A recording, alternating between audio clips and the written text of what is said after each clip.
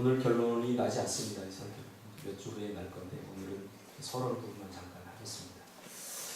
인도하심이라는 제목으로 하나님 말씀 증거합니다. 우리가 읽었듯이 너무나 아름답고 또 목가적이며 읽는 사람으로 하여금 평안을 꿈꾸게 만드는 다윗의 이 신, 사실 이런 것과는 너무나 거리가 먼 그런 상황과 환경을 반영하고 있습니다. 너무나 아름답죠. 우리 보통 아름다운 것을 봐야 아름답다라고 말하는데 오늘 이 본문의 시는 이런 것과는 전혀 상관이 없는 상황에서 이 시가 나왔다는 사실이죠. 이 시를 쓰게 된 배경은 자신이 낳은 아들, 사랑하는 아들 압살롬의 반란으로 왕자에서 쫓겨나 의지할 것 하나 없는 메마르고 황량한 광야에서 사경을 헤맬 때 그의 가슴속에 품었던 이 시의 씨앗들, 경험과 생각들이 정리되어서 나온 시가 오늘 바로 시편 23편입니다. 전혀 아름답지 못한 상황을 경험한 다윗이 가장 아름다운 시를 오늘 써낸 거죠. 그러니까 이 안에서 뭔가가 있었던 거죠. 아름답지 못한 추억과 상처와 아픔들이 내 마음에 들어와서 이 안에서 무슨 일이 있었던 거죠. 그리고는 그것을 잘 채로 걸러서 소화해내서 이렇게 멋지고 아름다운 그런 시를 고백을 했다는 거죠. 그러므로 누구나 광야는 필요합니다. 예수 믿는 것이 어쩌면 광야를 경험하지 않기 위해서 우리가 예수를 믿는 것이 오늘날 한국교회의 대세 아닙니까? 예수 믿고 복받고 예수 믿고 잘되고 예수 믿고 형통하자. 이것은 아주 복음이 왜곡된 것입니다. 이게 전부가 아니거든요. 저는 사춘기에 접어들면서 사실은 어릴 적부터 제가 가지고 있던 꿈이 있었는데 그것을 실현할 나이가 되어서 그것을 실현했습니다.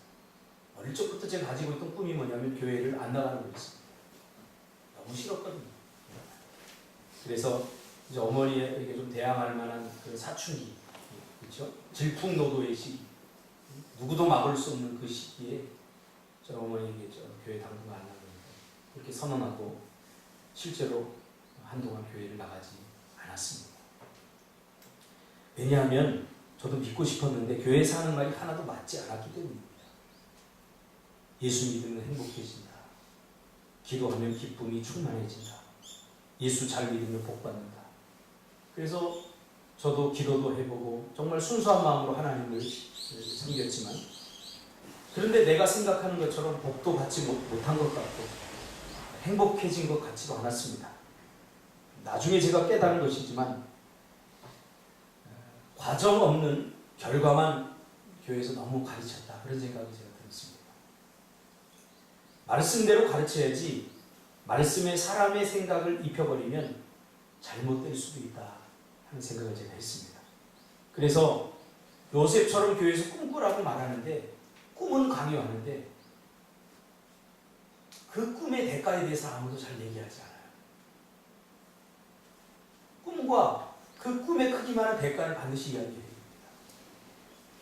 그래서 많은 사람들이 요셉처럼 꿈꾸기를 원하지만 요셉이 그 꿈을 이루는 과정 속에서 그가 만난 고통과 아픔을 적나라하게 잘 이야기해 주지 않았어요. 나는 그런 과정을 알고 싶었거든요. 근데 그거 살짝 넘어가더라고요. 그래서 많은 지금 현대 그리스도인들이 요셉과 같은 꿈을 이야기하지만 요셉과 같은 고생을 아무도 하고 싶지 않다고 말합니다. 많은 사람들이 다니엘과 같은 사람이 되고 싶으면서도 다니엘처럼 목숨을 건 기도의 도전을 하고 있지 않는 것이 바로 오늘 우리의 현실입니다. 이것이 바로 잘못된 복음, 못된 복음이죠. 꿈은 거기에 걸맞는 대가가 필요합니다. 하나님의 말씀도 마찬가지입니다. 하나님의 말씀도 그 말씀이 이루어지려면 그 말씀에 맞는 순종과 대가를 누군가가 치러야 됩니다. 꿈만 꾸고 거기에 걸맞는 삶을 살지 않는 사람들이 많이 모여있는 곳이 있습니다. 대한 집사님, 거기가 어딜까요? 모르겠습니다. 감사합니다.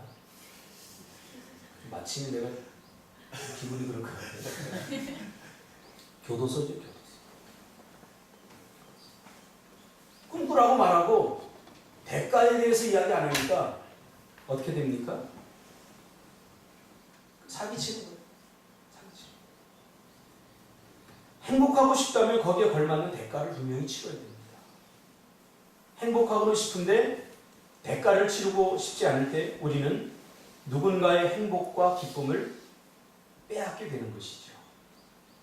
빼앗죠. 나에게 없으니까 쉽게 얻으려고 하다 보니까 남의 것을 빼앗게 되는 거죠. 이것은 성경의 가르침이 아닙니다. 성경의 가르침은 나를 희생해서 너를 행복하게 하고 그리고 결국 우리를 행복하게 하는 대로까지 나아가는 것입니다. 결과는 과정 없이 절대 이루어지지 않습니다. 열매를 맺으려면 반드시 토양에서 이루어지는 땅 밑 작업이 필요한 것입니다. 저는 요즘 농사를 배우고 있습니다. 우리 장로님에게 농사를 배우고 있어요. 작년에 우리가 송당리에 참외를 제가 씨를 뿌렸어요. 그 씨를 뿌리는 심정은 절대 농부의 심정이 아니라 날라면 날고 말라면 말라 하는 심정으로 참외 씨앗을 뿌렸어요. 흉내만 냈죠. 근데 얼마 있다 가보니까 극상품의 참외들이 막 이렇게 열린 걸 보면서 하나님 감사합니다. 야, 하나님이 다 하셨구나. 그렇게만 생각했지 장로님이 그 순을 일일이 다 따준 것은 제가 잘 몰랐어요. 그렇죠? 누구나 열매를 맺고 싶어 하는데 그 열매를 맺기까지의 그 작업, 그 과정은 아무도 겪으려고 하지 않는다는 거죠.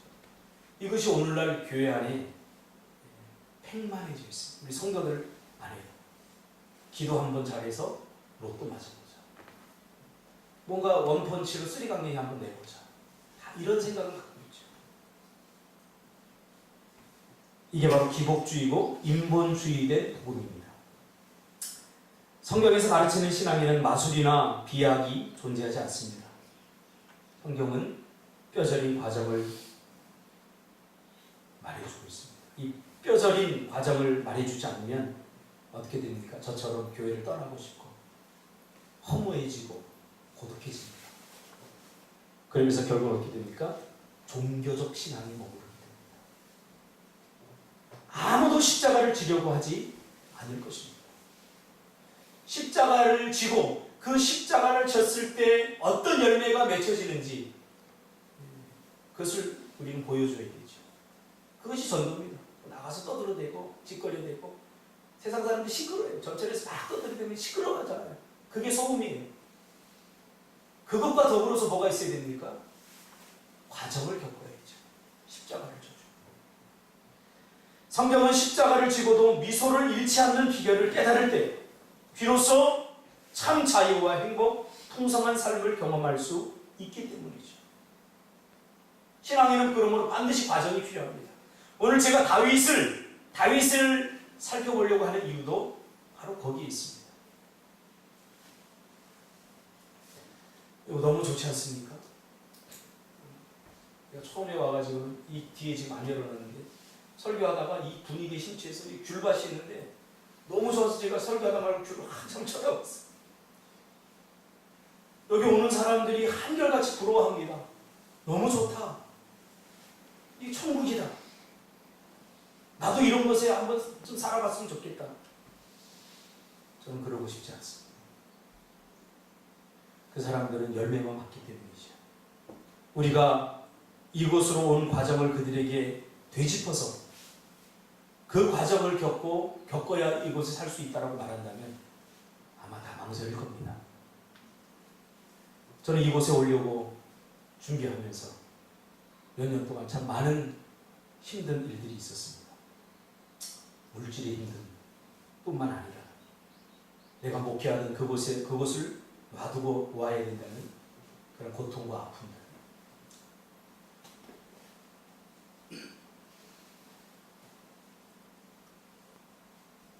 내 인생에 두 번은 겪고 싶지 않습니다.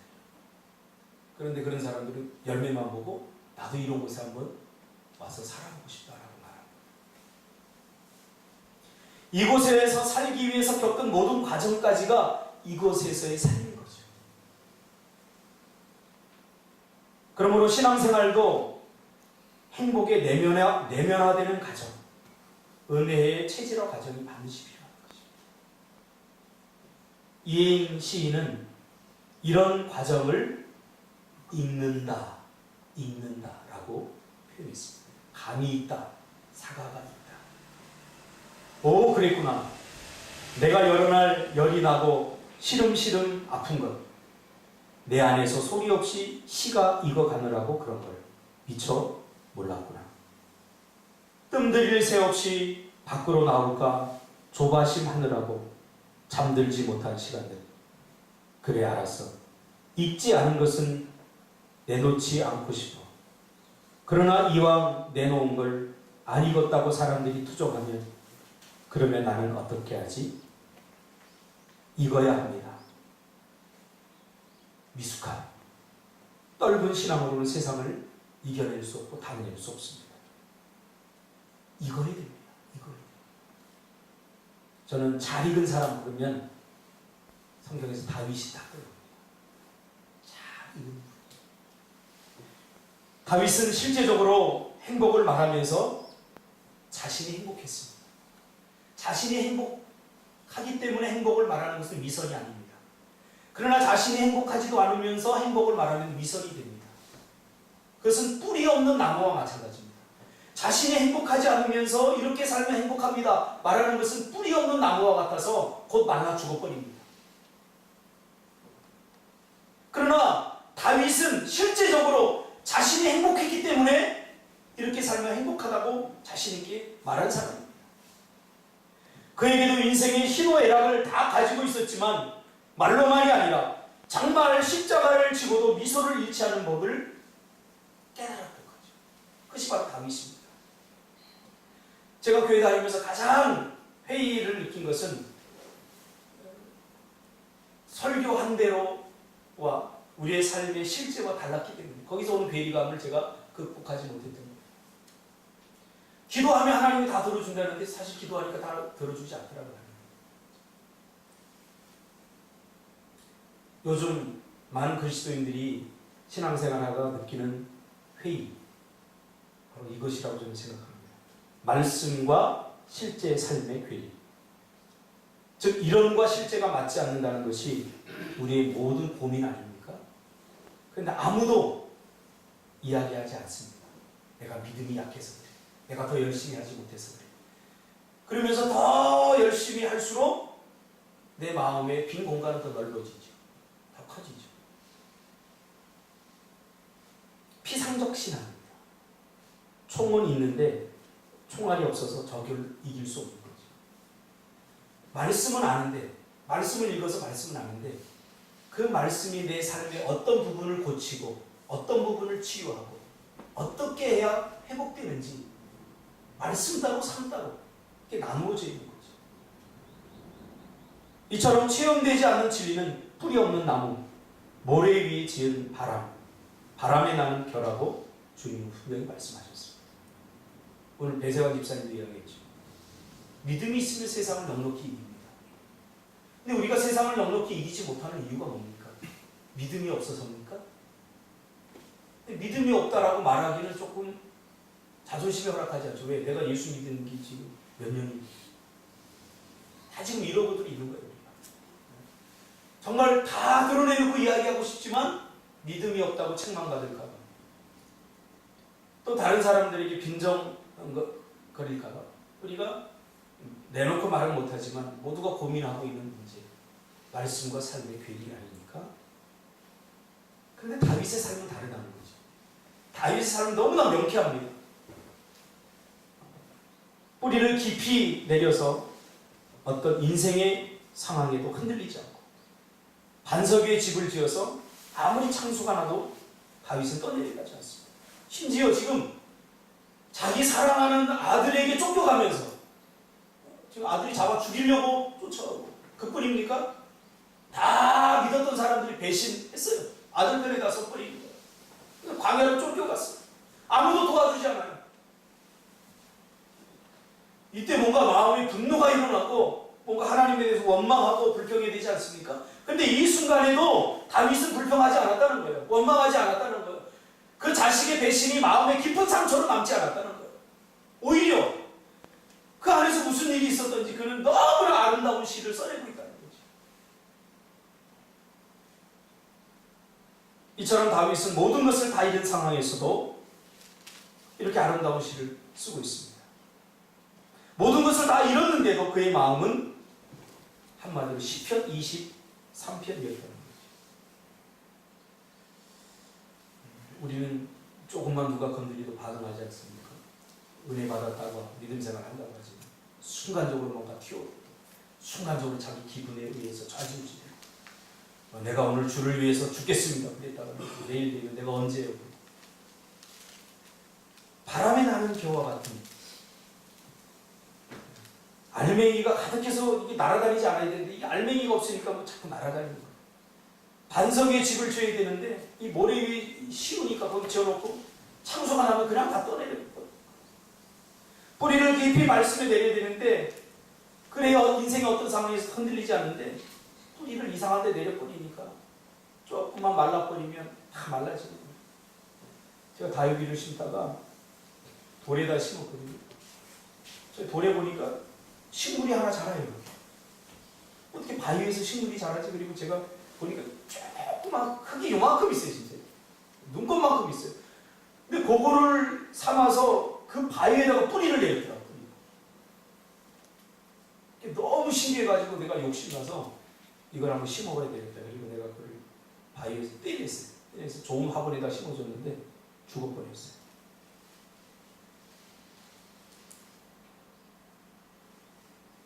부족함이 없는 삶. 모든 것이 부족한 상황에서 다윗은 20편 23절에 보니까 내 삶은 부족함이 없다라는 말이에요. 광야에 쫓겨가면서 아무것도 가져가지 않았어요.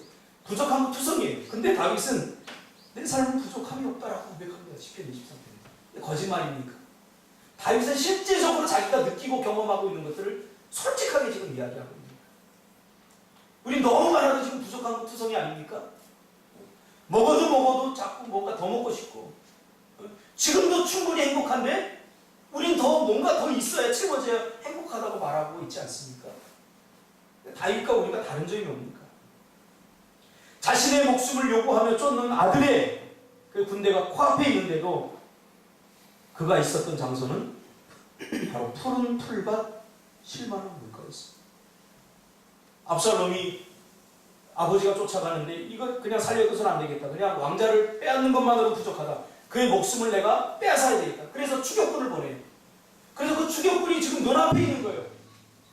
얼마나 두렵겠습니까? 그런데도 다윗은 두렵다 그렇게 말하지 않고 하나님이 나를 이곳으로 푸른 풀밭 쉴만한 물가로 인도했다. 그 치열한 목숨이 지금 어떻게 될지 모를 그런 긴박한 상황, 그 장소, 그 시간이 푸른 풀밭 쉴만한 물가였다. 저는 내일 갚아야 될 돈이 없어도 지금 오늘 하루가 나에게 지옥이에요. 근데 심지어 다윗은 자기 목숨을 빼앗을 사람들이 지금 눈앞에 와 있는데 바로 죽음을 눈앞에 두고 있는데 그것을 푸른 풀밭 쉴만한 물가 하나님이 그것으로 인도했다라는 거예요. 거짓말하는 거 아니에요. 사망의 음침한 골짜기를 걸으면서 그는 조금도 두려워하지 않습니다. 우리 별것을 우리는 다 걱정하는. 저는 가끔 그런 걱정이 들더라고요. 이 침투적으로 다가와요. 우리 아이들이 학교 가다가 혹시 교통사고 나면 어떡하지? 그런 생각도 가끔 들어요. 우리 예린이가 밤늦게 다니다가 이상한 놈 만나면 어떡하지? 그런 생각 불현듯 침투적으로 들면요. 왜 좋냐? 준서가 좋아? 예린이는 안 잡아가? 다행히. 그런 생각이 문득 침투적으로 들어요. 그리고 그 생각이 딱 사로잡히면 잠도 안 오고 그래요. 별걸 다 걱정하는 지금 죽음을 눈앞에 두고 있어요. 그런 상황에서도 사망의 음침한 골짜기 앞에서도 조금 더 두려워요. 사소한 것 다 문제처럼 느껴지는 삶을 살아가고 있는 사람들은 이해할 수 없는 거죠. 이것이 성경에서 말하는 하나님의 백성들, 천국 백성들의 삶일 것입니다. 즉 좋은 환경에서 행복을 말하는 것은 누구나 다 할 수 있는 것입니다. 그러나 좋지 않은 환경에서도 나는 행복하다라고 말할 수 있다면 이것이 진짜 성경에서 말하는 믿음이라는 사실입니다. 우리가 이렇게 살면 행복합니다라고 말하면서도 내가 실제로 행복하지 못하다면 이건 위선입니다. 우리는 그것 때문에 기도해야 되고 그것 때문에 울어야 됩니다. 성경에서 말하는 믿음은 세상을 이긴다고, 넉넉히 이긴다고, 그것도 그냥 이기는 게 아니라 넉넉히 이긴다고, 그 믿음이 내가 가지고 있는 믿음이라고 말하는데 우리가 세상을 넉넉히 지금 이기고 있지 못하다면 그게 왜 그런지에 대해서 우리가 기도하며 울어야 됩니다. 시험에 붙고 하나님께 영광 돌리는 것은 누구나 할 수 있습니다. 이것은 믿음이 아닙니다. 세상 사람들도 다 그렇게 합니다. 세상 사람. 그러나 떨어지고도 하나님께 영광을 돌린다면 여기에는 뭔가가 있는 겁니다. 내가 원하는 대로 잘 될 때 하나님께 감사하는 것은 누구나 할 수 있지만, 그러나 모든 일이 잘 안 풀리고 내가 원하는 대로 되는 것이 하나도 없는데 그럼에도 감사한다면 여기는 뭔가가 있는 것이죠. 그래서 우리는 다윗의 삶을 살펴볼 필요가 있다는 것입니다. 저도 사실 저희 가정을 보면 뭐 행복할 것이 하나도 없어요. 근데 정말 예수 그리스도를 인격적으로 경험하고 나서 비로소 제가 그때부터 행복해지기 시작한 것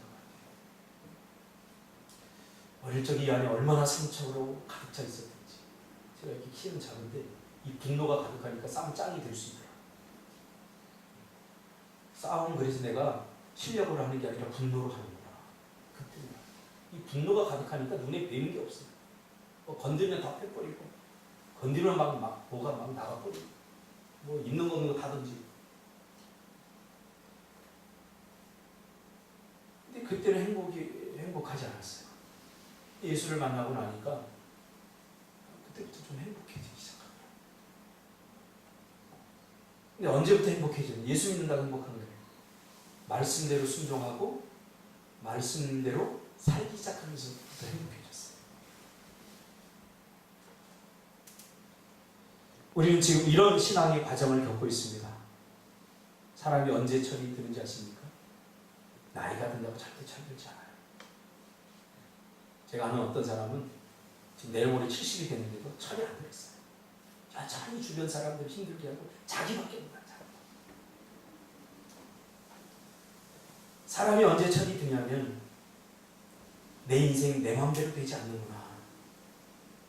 인생은 혼자 사는 것이 아니구나. 이것을 느낄 때 철이 들기 시작합니다. 제가 전도사 때 결혼하고는 성도들이 전부 다 저에게 선물을 주더라고요. 전부 다 제 선물이었어요. 넥타이, 나무. 내가 얼마나 행복한지. 에린이가 짠 태어나니까 이제는 내 거는 하나도 안 들어오고 우리 에린이 게 다 들어와요. 뭐 옷, 신발 다 들어와요. 약간 서운한 마음이 들더라. 아직 철이 들지 않은 거죠. 애만 낳았지 철이 들지 않은 거예요. 근데 어느 순간부터 에린이 거를 이렇게 사주는 선물이 내 거 안 들어오는 게 너무너무 기분 좋더라. 철이 들기 시작하는 거죠. 여러분, 인생 내 마음대로 절대 되지 않습니다. 그래서 우리가 하나님이 필요합니다. 여러분, 내 인생 내 마음대로 됐다면 지금 여러분이 계획하고 여러분 준비한 대로 됐습니까? 안 됐잖아요. 이게 하나님이 계시다는 증거입니다. 절대 내 마음대로 되지 않습니다. 또 하나, 인생은 나 혼자 살 수 없습니다. 그래서 내가 늘 여러분에게 얘기해요. 서로에게 아쉬워하는 거예요. 그리고 사람은 돈으로 만나면 안 돼요. 인격 대 인격으로. 모든 걸 다 떼어놓고 그래도 이 사람을 내가 좋아할 수 있어야지. 저 사람이 가진 돈 때문에 저 사람을 만나면 반드시 불행해집니다. 우리가 서로 이 안에서 예수의 사랑으로 하나가 된 것이 얼마나 행복이고 축복인지 몰라요. 제가 아는 어떤 사람은, 여러분들이 아는 어떤 사람은 모든 걸 돈으로 해결해요. 그 주변에 사람이 많아요. 근데 그 돈 없어져 보면요, 그 사람 만나지도 않아요. 그런 성격, 그런 개박한, 자기밖에 모르는 그런 사람을 누가 만나겠어요? 이게 불행한 거죠. 다윗은 어릴 적부터 철이 들었습니다. 다음 주부터는 다윗이 어떻게 철이 들었는가, 다윗의 삶을 살펴보면서 은혜를 나누고 기도하겠습니다.